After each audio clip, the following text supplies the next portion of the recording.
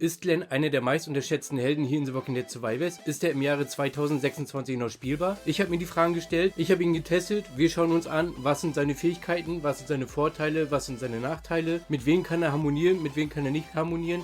Das alles erfahrt ihr hier in diesem Video, denn Glenn ist gar kein Standard-Survivor. Er ist ein kleiner Technikfanatiker. Und wenn du ihn falsch einsetzt, ist er natürlich schwach. Setzt du ihn richtig ein, kann er natürlich auch stark sein. Also schauen wir uns Glenn ganz genau an, ohne Hype, ohne Fanboy-Gelaber, einfach nur so. Und ich würde mal sagen, wir fangen mal an mit dem Video. Ich erzähle euch mal ganz kurz, was Glenn seine Vor- und Nachteile sind, im Gegensatz zu zum Beispiel CTE Dwight. Ich habe ihn nämlich getestet in den Violet Mines und natürlich auch woanders. Aber vorab, damit ihr versteht, worüber ich spreche, schauen wir uns Glenn mal genauer an. Also, wenn wir über Glenn sprechen, dann reden wir über einen offensiven Tempohelden. Glenn bringt Schaden und Druck ins Spiel. Seine Fähigkeiten sorgen dafür, dass er früh im Kampf konstanten Schaden macht und über mehrere Runden hinweg weiter Druck aufbaut. Er hat keinen reinen Burst wie Negan, sondern arbeitet eher über wiederholte Treffer und Skalierung. Wenn der Kampf etwas länger geht, wird er gefährlicher. Das ist seine Stärke. Positiv an Glenn ist, er macht verlässlichen Schaden, er kann mehrere Ziele unter Druck setzen und er ist gut in offensiven Setups. Wenn er geschützt wird, kann er richtig nervig werden, er zwingt den Gegner sogar dazu zu reagieren. Aber jetzt kommt der entscheidende Punkt. Glenn schützt niemanden. Er verteilt keinen Schaden um. Er gibt dem Team keinen massiven Schild, er kontrolliert das Tempo nicht richtig. Und genau das bringt Dwight ins Spiel. CTE Dwight hat Fähigkeiten, die Schaden von anderen Crews auf sich ziehen. Er erhöht die Verteidigung seiner Crew massiv, er kontert Angriffe mit Gegenschaden und er verstärkt das gesamte Team mit Berserk-Effekten. Das bedeutet, Dwight verändert die Struktur des Kampfes. Glenn verändert nur den Schaden. Wenn du Glenn statt Dwight spielst, verlierst du die Schadensumleitung, Teamstabilität, Kontrolle ab der ersten Runde und die defensive Skalierung. Und in der aktuellen Meta gewinnt meistens nicht das Team mit dem meisten Schaden, sondern das Team mit der besseren Struktur. Deshalb ist Glenn kein schlechter Held, aber er ist kein Ersatz für CTE Dwight. Glenn ist ein Druckheld, Dwight ist ein Fundamentheld. Und wenn du das Fundament entfernst, wird das ganze Gebäude instabil. Egal wie stark dein Schaden ist. So, jetzt habt ihr gehört, okay, Glenn ist eigentlich ganz gut. Er muss nur richtig eingesetzt werden. Aber er ist kein vollwertiger Ersatz für CTE Dwight. Warum habe ich das überhaupt so getestet? Weil ich viele Helden teste und im Spiel gibt es leider nur 2, 3 gute Formationen und jeder spielt diese. Bei den Wahlen ist es die Ezekiel Crew mit, nicht mehr Michonne und Jesus, sondern mit Seasoned Rick, Dwight und Ezekiel. Dann gibt es die Violet Mines, mit den Governor, mit CTE Dwight und natürlich mit Negan. Und dann gibt es noch die Tyrannen mit dem Governor, Pamela und mit Negan. Was anderes wird zurzeit nicht gespielt. Leider haben wir keine Variationen und deswegen habe ich mir so die Aufgabe gestellt, okay, Sultai, teste mal jetzt verschiedene Helden und der erste Held, den ich teste, ist halt Glenn. Okay, wir fangen mal an. So, ich habe natürlich einen Sparring-Partner gehabt und zwar war das der Heavenly. Grüße gehen übrigens raus. Er hat sich eine Farm genommen, hat sich dort niedergelassen, sage ich mal so. Und ich greife zuerst mit den Violet Mines an.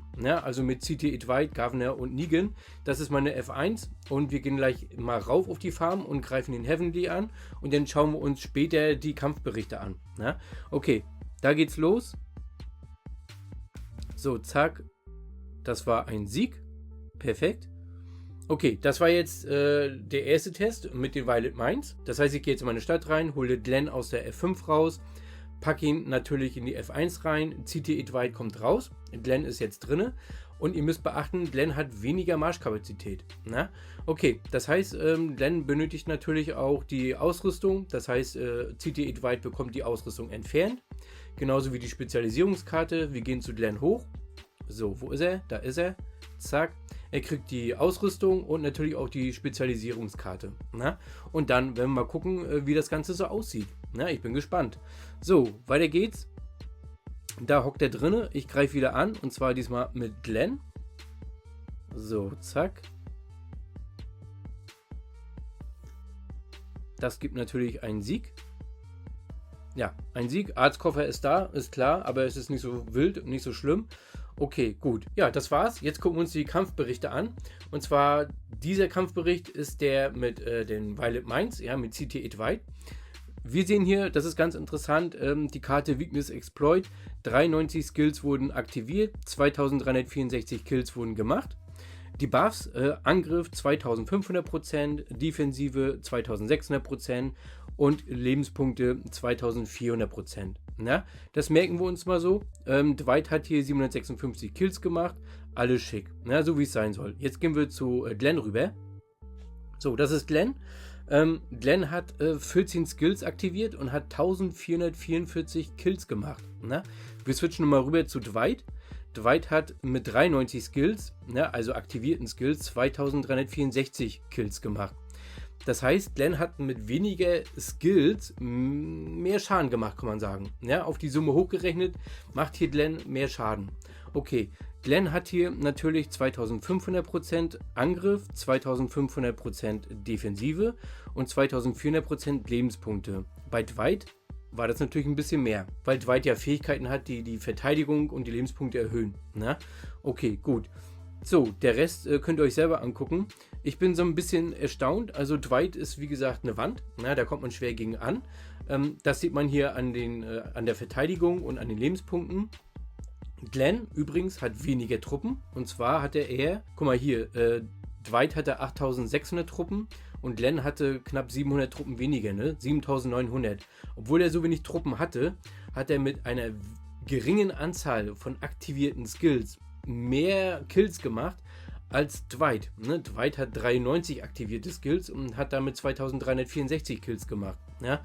Also hochgerechnet ist hier Glenn schon ein bisschen besser. Ja? Es kommt natürlich auch immer darauf an, wen du als Gegner hast. Was für eine Formation hat er, wie hoch ist er gelevelt. Ne? Aber in diesem Fall ist es so, dass Glenn hier doch ein guter Partner ist. Ne? Außer, dass die Verteidigung und die Lebenspunkte gesunken sind, hat er sich ganz gut geschlagen. Und das hier ist der Battlelog. Und wenn wir uns den genauer angucken, kann man sehen, dass Glenn die Fähigkeiten zwar aktiviert hat, weniger als Dwight, aber Glenn halt mehr Kills gemacht hat. Und hier ist natürlich die ausführliche Statistik. Hier können wir sehen, dass Glenn natürlich seine Fähigkeiten aktiviert hat. Ist ja keine Frage, ne? Dwight macht das ja auch. Und hier raus können wir lesen, dass Glenn zwar Fähigkeiten aktiviert hat und auch viele Kills gemacht hat, im Gegensatz zu Dwight. Aber Dwight hat natürlich Fähigkeiten, die das ganze Team schützen, was Glenn nicht hat. Man müsste ein Team finden, mit dem Glenn auskommen könnte. Er hat zwar ein Chemie-Team, ja, das ist richtig, aber die beiden Helden, die dort im Chemie-Team mit drin sind und deren Fähigkeiten, die kannst du heutzutage nicht mehr verwenden. Ja? Das ist höchstens was für die F4 oder F5.